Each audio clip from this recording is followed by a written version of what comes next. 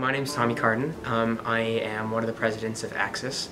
Axis is a disability advocacy RSO here at the university. We've been around since, I think, 2014.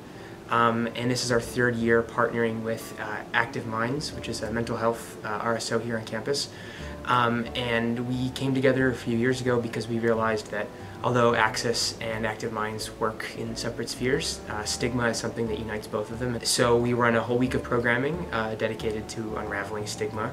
We've grown every year. This year people actually ask, you know, is STS this week, rather than like, what is STS? Of course we still have people asking, but it's good that we're finally, I think, a fixture at the university, I'd like to think. It's really complex in a lot of ways because some people with mental health issues will feel like they identify with having a disability, while a lot of people are very like, this is different, I don't have a disability. People think about their experiences in many different ways. This is a group of very high-achieving, academically focused students, at least from the outside, right? And when you're here, so many of our peers are amazing and they do all these different things that it's so easy to feel like why, you know, like feel self-conscious about that. Like, why am I not achieving as much as my friend? Or like, why is my friend getting all of these internships? It's really easy to feel stressed about that kind of thing and to kind of question, like, am I, you know, like, am I still smart? Like, why did I get in here? Maybe someone with ADHD is struggling to like make it to things on times, or like time management kind of things, and you think like you kind of like blame them in ways. You make judgments about their character based on like your lack of knowledge. We had a speaker come from SSA to talk about mental health in minority communities.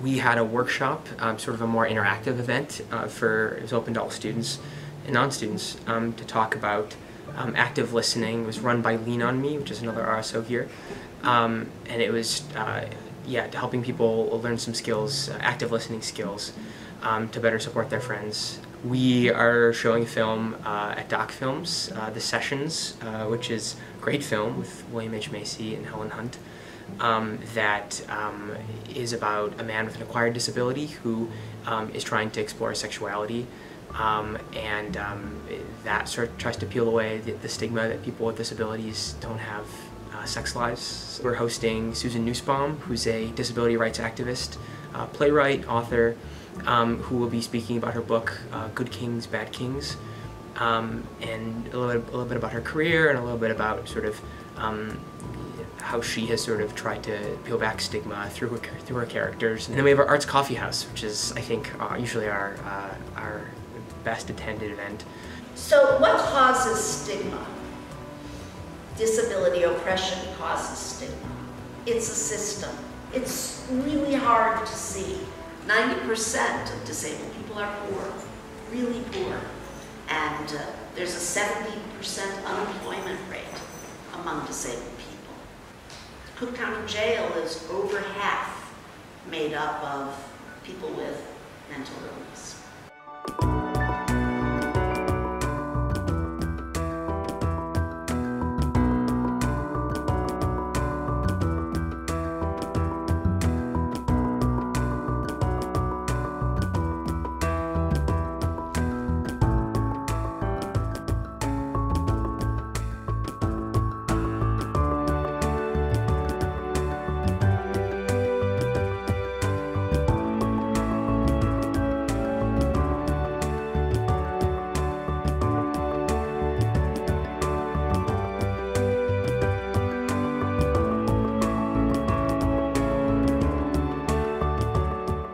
You can't tell when someone is struggling with a mental health issue. There's no one way that depression or anxiety looks like. A lot of people can write tired or sleepy, but some people might be smiling because they're trying to put on that mask of like, I am doing okay. Someone wrote, I am feeling hearty like a soup. Like, that's just... Disability's always been sort of in my family. My aunt had Down syndrome, and my brother has Down syndrome. He's 8. He just became a Special Olympian officially, so I'll be going to all his stuff soon, which is really exciting. But yeah, I think disability for my family is very personal.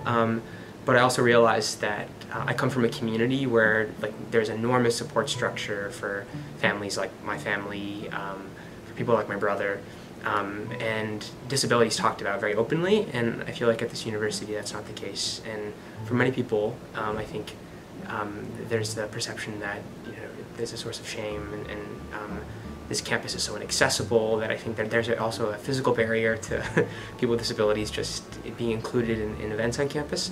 So I think I wanted to bring those conversations that were happening in my community to the university, and to find people who care about peeling back the stigma around disability. A lot of RSOs reach out to us, and a lot of different just individuals who are just asking us questions about disability and asking us, like, is this right, what we're saying? Is this right? Is this sensitive? Is this space accessible for our event? And I mean, we're not like the wisest, or we're not like the oracles of kind of disability knowledge, but we have built a community where we can point people to the people who have the answers. And I think See Through Stigma Week shouldn't end. We should always be trying to see through stigma at the university.